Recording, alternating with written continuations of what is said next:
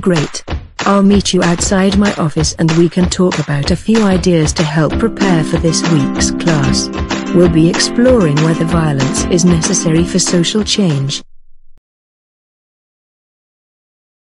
Hey you two, come on over. Hello Dr. Caldwell-O'Keefe. Thanks for talking with us.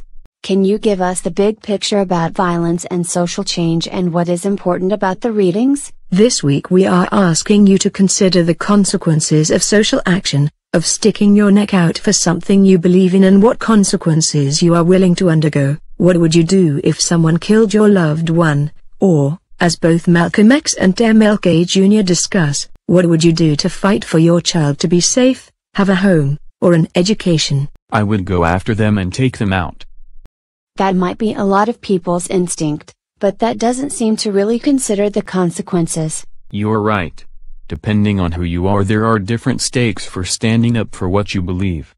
Malcolm X's house was burned to the ground by the KKK when he was 4. Right. When MLK was 16, he was forced to stand up on a 3-hour-long bus ride for white passengers after a long day. They had really different kinds of violence in their lives. Okay. So we should consider the spectrum of violence that might include physical but also systemic violence, like Malcolm X talks about on page 83 and an MLK Jr. talks about on 87, even though they don't use the word systemic violence. Yes, exactly. Systemic violence is the poverty and degradation of black people caused by the existing system which made them second-class citizens. MLK also talks about this on page 89. That's why Malcolm X says that black people aren't Americans, because they are having to function without the benefits of the system. What else should we focus on? You should be able to identify each author's argument. Go deeper than just saying that Malcolm X is for violence and MLK is for non-violence. Their writings are about much more. Take a look at page 89.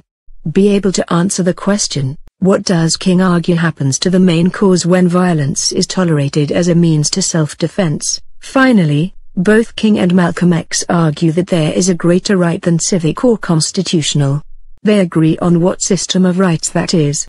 So be able to identify that. Thank you so much. Yes, thanks Dr. Caldwell-O'Keefe.